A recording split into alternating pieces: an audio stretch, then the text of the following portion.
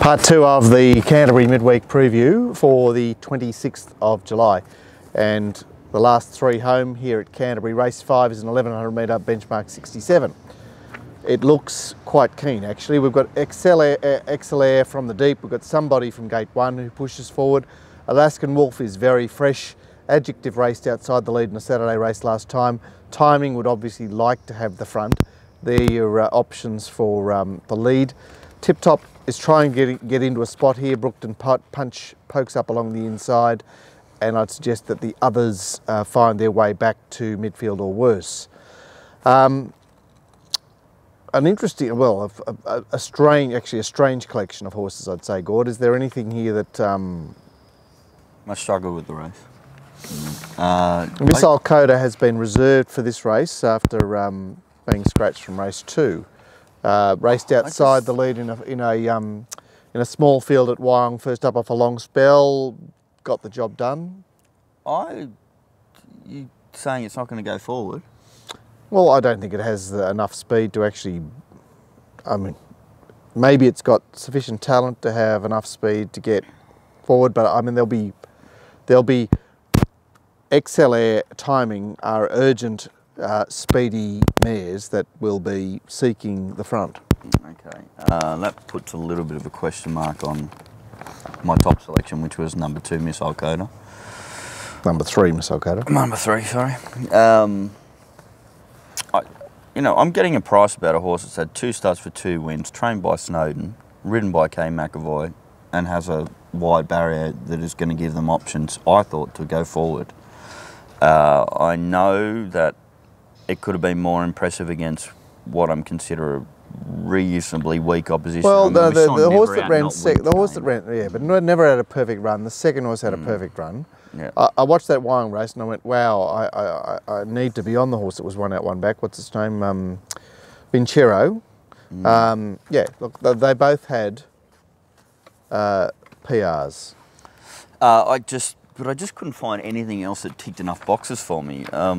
I mentioned the box ticking there. There's a lot of boxes about Missile Coda, isn't there? A lot of boxes. I mean, it could springboard off that because, I mean, Snowden's not one that I was in a little bit of confusion about its first up run, which I thought it was immoral, but I was confused about the 4 trials, like unusual setup. So that puts a question mark in my head about where this horse is at. The first one that I saw with that question mark involved was number 2 in Vienna, and it's a really interesting horse here because Bowman rides for Chris Lees. She's having her first run for Chris Lees. Obviously, Greg Bennett used to train this horse, but we know that Chris Lees is particularly effective with females. Yep. And obviously it draws wide and looks to try and find some sort of cover. Well, I mean, they tried it over unsuitable distances, and they've realised now, or I think Chris has, that it is a shorty. So that's all nice. The only thing I couldn't get over is the fact that it was quite hard ridden in its trial. Yeah, which is unusual for that stable. And only got past some weak opposition. So yeah, you're not happy about the trial. I've got to be against it because, it's got those ticks that we've mentioned, but I would like to have seen a little bit more style in the trial. So wherever I went looking outside, I just came back to number 3, Missile Coda. Obviously, there's a horse that we've had some success with down the bottom there, Mark, number 11, Somebody. It seems like whenever it comes we won't to get CANT, you doing the tab sheets, Gord. You're not allowed to do the tab sheets. What's the tab sheet? Well, you know how they produce. Well, any publication produces a field, and they go, no responsibility taken for, please check the official tab sheets, blah blah blah. Number 10 is Somebody. Okay. Did I say number 11? Did I? Jesus, you're very pedantic these days. Although I shouldn't get that wrong, seeing as though it's sitting here right in front of me, so I should get it right. Maybe I was going off the Maybe I was going off the 2-picket fence, 1-1. Yeah, maybe. Somebody does look to be racing particularly well. I know it's out wide, but they're not races that are that weak. yeah, this isn't a strong race, except the one that might have considerably more ability is number 3, Missile Coda. I will be taking the current price on offer at 9 o'clock tomorrow morning. So if that's any Guide, take that. So let's just go through some of the horses that have actually had their last starts in town. Adjective did run on a Saturday the other day, and I know that we were poo-pooing it at Bathurst, and it won at Bathurst, so what? But it did at least put itself up on the speed the other day in a Saturday race, coming back to a more suitable distance. I think that's a tick. Tip Top ran in a 1250 metre race here a fortnight ago and had the wrong lane. That was a day where you had to be on the rails. Alaskan Wolf resumes here without a trial, but did have blinkers on before spelling and actually raced Pomelo head to head there. That is a horse of small interest. Erin Zar had all favours last time, none as far as I'm concerned. And that's, Excelier is one of those horses that she's always, you know, thrusting forward and being there, but you really can't consider her as a winner of these races. I couldn't line them up. What about Woomera, who's a horse that you've had some, you know, it's a 3-year-old that's backing up, 6-day backup. 7th last start. Didn't get a race run to suit there last week. It was a very slowly run race. When trainers try and do funny things like send them interstate and they come back and they do what I consider is nothing, I think that's a negative for the whole preparation after that. The penultimate is over 1900. Gord's very excited. He's maybe got something to say, Mark. another lager looks set not to run, only by virtue of there being no rider, but Siberian will seek to take it up here. Dylan's Romance could have something to say about that. Bastia obviously gets right up on the speed, going up in distance. Corridon has raced well forward in his 2 provincial runs. Master Agar is up in distance and gets forward as well. So there are a handful to get on the speed here. There's a very unusual looking set of Wallers here, Gord. There's Mudarakam, who's been punching around at the 1550s here, and not much of a horse, but you know, things could fall into place tomorrow. We've got Shadowlard, who's had 1 run at Kembla over 1400, came from last and has also trialled since, gets H. Bowman. We've got Corridon, who's put himself into the race twice and is stepping up from a mile win at Gosford. You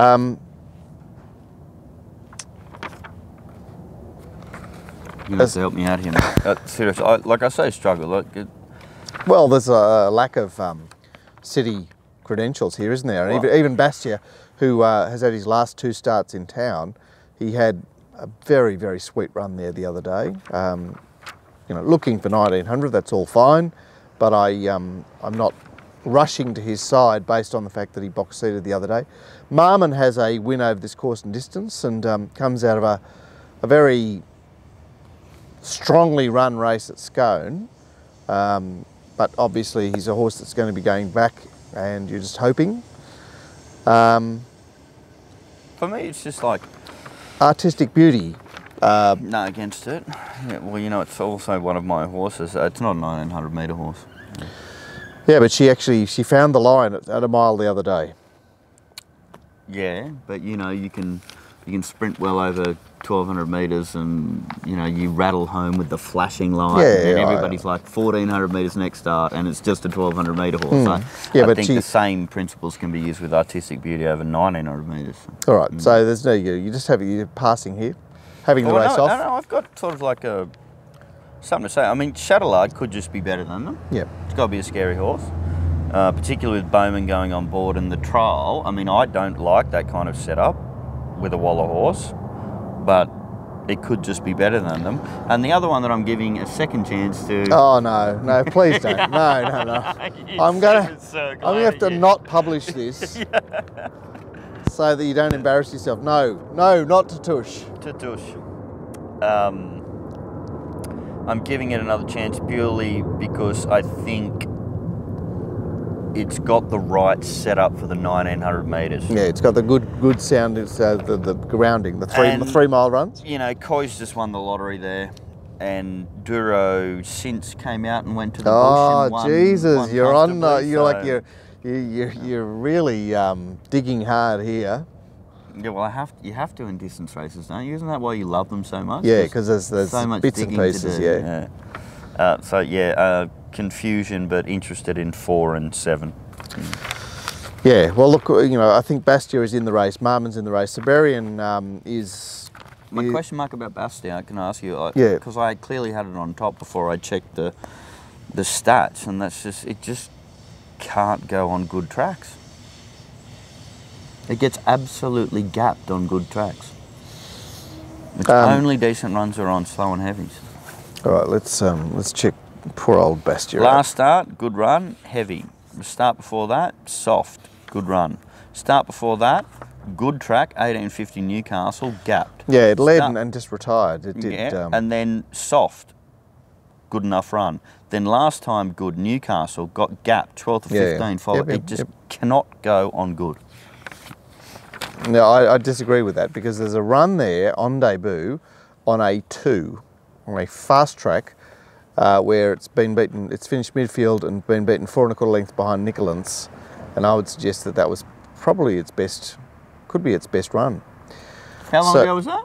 That was on debut. That was 28th of September last year. Okay. We'll see. Yeah. Anyway, it's an interesting point you make, definitely. Yeah. So look, Bastia I think is in the race, Marmon's in the race, Siberian I think is struggling. It fluked a race at Warwick Farm and is, you know, he's gay up in distance, likely leader, but it's got pressure here. Tatouche has a solid grounding, as you say.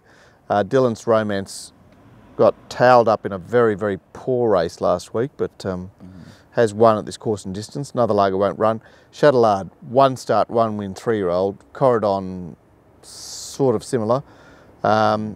Master Agar is struggling. Mudarakam can fluke it. Lucky Legend, no. Tratry, no. Artistic Beauty, certainly a horse to be considered. The Nightcap, 1250 metres, and another sort of dodgy-bodgy field. I suggest that Viceroy gets very well forward here. Drew Gate won the other day to find the fast lane and win. Eminent Duke underneath him will get forward. Mana from Gate 1 will hold his spot. Radical Impact is a horse that could go forward tomorrow, even though he was snagged the other day. Static Lift is on the speed, but there's only bits and pieces here. But yet again, a few stable horses here, Gord. I absolutely loved doing this race. There was so many angles. It was really fun doing it. I don't know whether I found a solution to the puzzle, but you know, like a really good Sudoku that you're trying to get out for ages, and you know, it was like that. Yeah. No? Yes. Yeah. Okay, you want me to continue? Well, first thing I looked at was number 2 Manor. Love Collet from an inside barrier. Comes out as Saturday grade stuff. Couple of ticks there. Then Exitoso. Oh, your favourite horse. You did really well to find this horse when it was, you know, finding its form, because honestly, you know, I recall you mentioning this horse at Warwick Farm midweek, and all I could see was a highway race at Canterbury prior to that that was just terrible behind Adam Eve. Lengths, yeah. And yeah, I couldn't see where it was coming from, but I found off the Scone run, because I have an opinion of Art Demore and All Summer Long. So yeah. Anyway, so he ran a very, very meritorious second to Pirate Ben. Another very good second to Reinforced, who's a 3-year-old of Snowden's that has some talent, and then won the country race at Scone over the Carnival. Has had 2 trials off a very short break. And it was a sensational trial. I think this horse is going better than it ever has. Let's ignore all those other starts before last preparation. Let's go. I think it was something about a tongue tie that might have done something. Yeah, it's flying. I am definitely going to be backing this horse tomorrow because it's outside the market. I've mentioned Manor, which interests me. Exitozo will be my definite bet in the race. Static Lift, I had a second look at, but I couldn't find it. I obviously saw the second to Washington Heights in the trial. Yeah. And thought, I better have a closer look at that.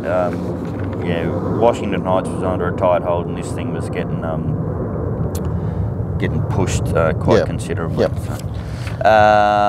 Viceroy has got recent. No, this is like I'm like you right now, Mark. I'm going through all the horses that I'm might thinking you win. can't find anything else, you know, like Viceroy just PR'd the other day. Like, I'm against it. yeah, okay.